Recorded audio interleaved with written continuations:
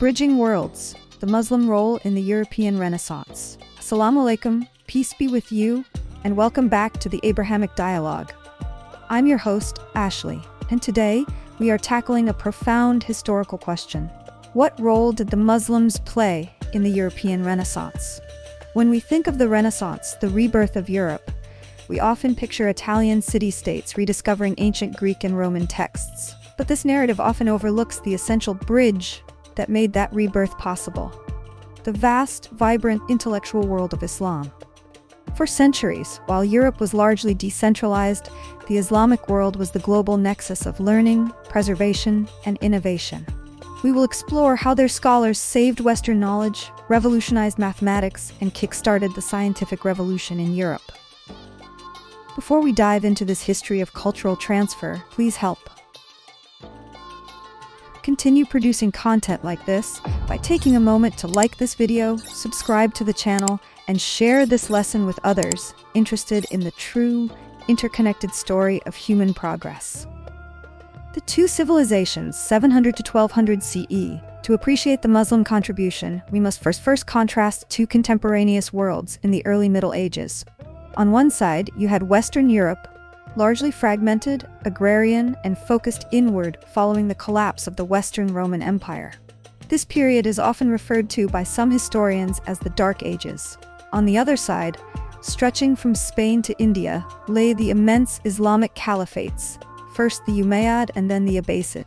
This was the era of the Islamic Golden Age. Cities like Baghdad, Cordoba, and Cairo were massive, cosmopolitan centers of commerce, scholarship, and advanced technology. They had universities, hospitals, and libraries that dwarfed anything in contemporary Europe.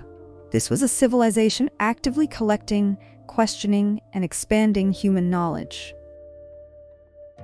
The translation movement, Bayt al-Hikmah. The Muslims didn't just preserve classical knowledge by chance, they did it through a deliberate, systematic effort known as the translation movement. The epicenter of this movement was the Bayt Hikmah, or the House of Wisdom, established in Baghdad under the Abbasid Caliph Harun al-Rashid and his son al-Mamun. Scholars fluent in multiple languages were paid handsomely to translate every major scientific and philosophical work they could find: Aristotle, Euclid, Galen, Persian, and Indian sources, into Arabic. This was not mere copying. Muslim scholars served as critical preservers. They standardized texts, corrected errors, and synthesized information from various traditions. Had they not undertaken this monumental task, a vast amount of classical knowledge, particularly the works of Aristotle and Ptolemy, would have been permanently lost to the Western world. The scientific legacy, mathematics and astronomy. The Renaissance relied heavily on a new foundation for science, and that foundation was undeniably laid in the Islamic world, especially in mathematics. 1. Mathematics. Can you imagine doing complex calculations using Roman numerals? The Muslim world introduced the concept of zero and the positional system of Arabic numerals, 1, 2, 3, from India, which revolutionized arithmetic. Furthermore, the very word algebra comes from the Arabic word al-Jabr, taken from the title of a book by the great 9th century Persian mathematician al-Khwarizmi. This provided Europe with the tools necessary for modern science. 2. Astronomy. Muslim astronomers refined existing instruments and built massive observatories across the Middle East. They dramatically improved star charts, corrected Ptolemy's astronomical tables, and perfected the astrolabe, a sophisticated tool essential for navigation and timekeeping that became indispensable to European explorers and scientists. Medicine and philosophy. The influence extended directly into the intellectual currents of the Renaissance, particularly in two fields. 1. Medicine. The most influential medical text used in Europe for over 5 centuries was Ibn Sina's, Avicenna's Al-Qanon fal-Tibb, or the Canon of Medicine. This encyclopedic work systematically categorized diseases and treatments, becoming the gold standard text used in European medical schools well into the 17th century. Number 2. Philosophy. The works of Greek masters like Aristotle had been largely lost or misunderstood in the Latin West. It was the detailed commentaries of the Andalusian philosopher Ibn Rushd Averroes that essentially reintroduced Aristotle to European thinkers. His work challenged the intellectual orthodoxy of the time and fueled the rise of scholasticism and the move toward reason and empirical observation, hallmarks of the later Renaissance. The transfer hubs, Sicily and Al-Andalus. Knowledge is transferred through physical channels. The main arteries connecting the Islamic Golden Age to the European Renaissance were two crucial geographical hubs. 1. Sicily. After being conquered by Arabs and later by the Normans, Sicily became a fascinating blend of cultures. The Norman court actively promoted the translation of Arabic texts into Latin. 2. Al-Andalus, Islamic Spain. This was the greatest gateway. As the Christian Reconquista slowly advanced, centers like Toledo became primary translation hubs. Christian, Jewish, and Muslim scholars worked together, translating Arabic manuscripts containing both the preserved classics and Muslim innovations directly into Latin.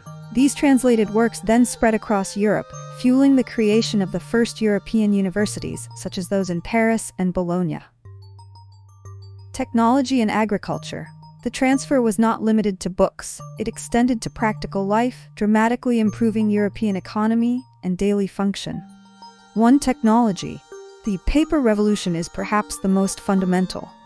Europeans used expensive, scarce parchment until the Muslims introduced the Chinese technique of papermaking via Samarkand and then Al-Andalus. The availability of cheap paper made the mass production of books, and therefore the Renaissance itself, feasible. They also introduced sophisticated irrigation techniques and advances in optics, which influenced later lens and telescope makers. 2. Agriculture. New crops and farming practices arrived in Europe via the Muslim-controlled Mediterranean. Rice, sugarcane, cotton, citrus fruits, and apricots. These staples were introduced, transforming local diets and agricultural economies and creating a surplus wealth needed to patronize the arts. Influence on Renaissance figures. The evidence is clear. The great Renaissance figures were not operating in an intellectual vacuum. They stood on the shoulders of giants, many of whom were Muslim. The shift toward humanism and scientific observation in the Renaissance was profoundly influenced by the Islamic tradition of ijtihad, independent reasoning, and the scientific methodology promoted by scholars like Ibn al-Haytham, al-Haytham, whose work on optics is considered the foundation of the modern scientific method. Renaissance thinkers like Leonardo da Vinci studied Arabic texts on mechanics and anatomy, directly inheriting this rich, systematic approach to empirical study. The Muslim role was not merely one of preservation, but of advancement and transmission. A shared heritage. The European Renaissance was not an isolated event. It was the result of a massive, centuries-long transfer of knowledge, technology, and philosophy from the flourishing Islamic Golden Age into a readying Europe. Without the Muslim scholars who preserved, synthesized, and expanded upon classical knowledge, and without the cultural hubs of Al-Andalus and Sicily, the Renaissance would have been delayed, distorted, or perhaps never fully realized. Their legacy is not just a footnote in history. It is the fundamental bridge connecting the ancient world to the modern world. I hope this guide has expanded your view of this vital historical period. This is a testament to the fact that human progress is always a shared, interconnected enterprise. What specific Muslim contribution, be it algebra, the astrolabe, or the canon of medicine, do you think had the greatest long-term impact on Western civilization? Share your thoughts and any questions in the comments section below.